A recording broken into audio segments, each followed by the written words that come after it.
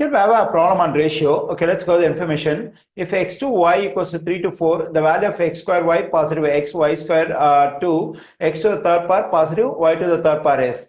Okay, here we have the ratio between the two quantities x and y, that is 3 to 4. So using this value, we have to find the value of the ratio, that is x square y positive x, y square 2, x to the third power positive, y to the third power.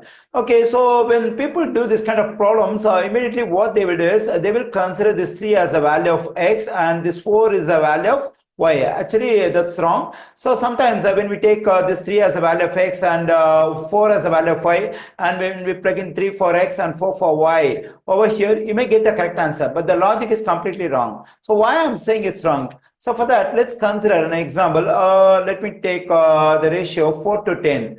So here we have ratio between two numbers 4 to 10, but this ratio can be simplified. That is, we have to check whether there is any greatest common divisor for these two numbers.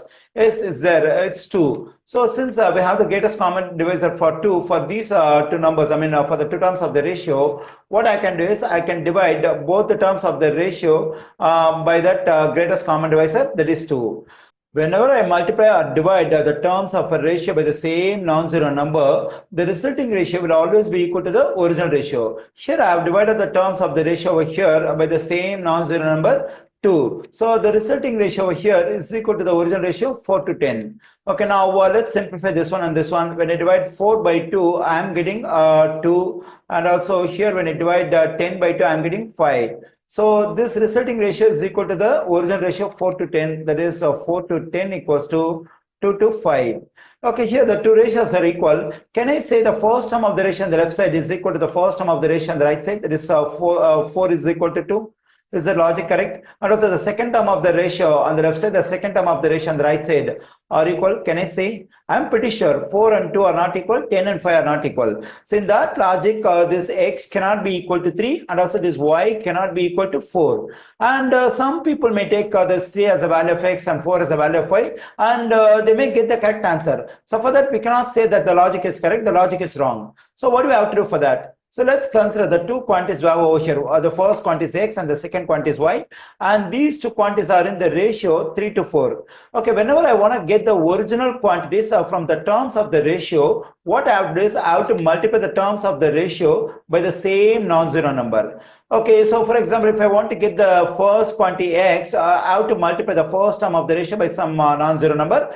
And to get the second quantity y, I have to multiply the second term of the ratio by the same non-zero number. By what? Okay, by what number should I multiply the terms of the ratio over here? I do not know. So we have to assume some letter as the non-zero number by which we have to multiply the terms of the ratio to get these two quantities. Say k is a non-zero number. Okay, now I'm going to multiply the first term of the ratio, that is 3 by k, then I'm getting 3k. So that's the value of the first quantity. Okay, now to get the value of the second quantity y, I have to multiply the second term of the ratio 4 by k, then I'm getting 4k.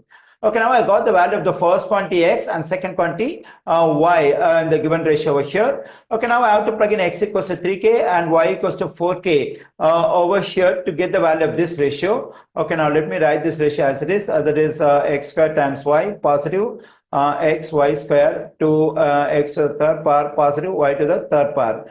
Okay, now what I have done is for this x, I have to plug in 3k, then I'm getting 3k to the second power times y. For y, we have to plug in 4k positive, and for this x we have to plug in 3k, and for y we have to plug in 4k. Since we have y square, we have to square this 4k to, and for x cube we have to write 3k to the third power.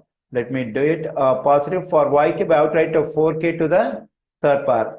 So here two terms are multiplied, 3 and k are multiplied, and we have the common exponent too. So whenever two terms are multiplied and we have the common exponent, the exponent can be distributed to each term and multiply the results. When I distribute this exponent 2 to this 3, it will be 3 square. The value of 3 square is 9. And when I distribute this exponent 2 to this k, it will be 9k square times 4k. Let me write.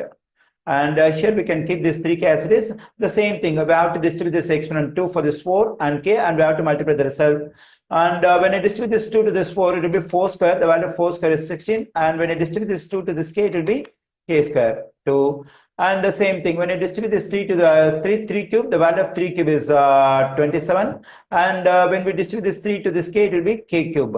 Okay, positive. The same thing, when I distribute this 3 to 4, it will be 4 cube, that is 64. Then we have k cube. So now 9 times 4 is 36. K square times k is k cube, positive.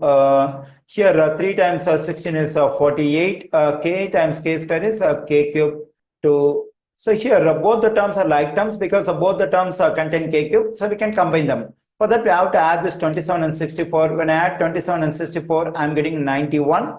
That is 91 k cube. So here the same thing, both 36 k cube, 48 k cube, both of them are like terms because both of them contain a k cube. So when we add 36 and 48, I'm getting 84. That is 84 k cube to 91 k cube.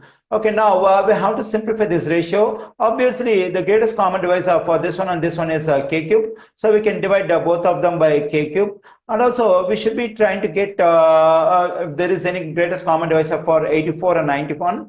I think 7 is the greatest common divisor for 84 and 91. So let's divide both the terms by 7. So here to simplify this ratio, I divide both the terms by 7 k cube. So here k cube will cancel. 7 goes into 7 one times and 7 goes into 84 12 times. Here k cube and k cube will cancel. 7 goes into 7 one times and 7 goes into 91 13 times.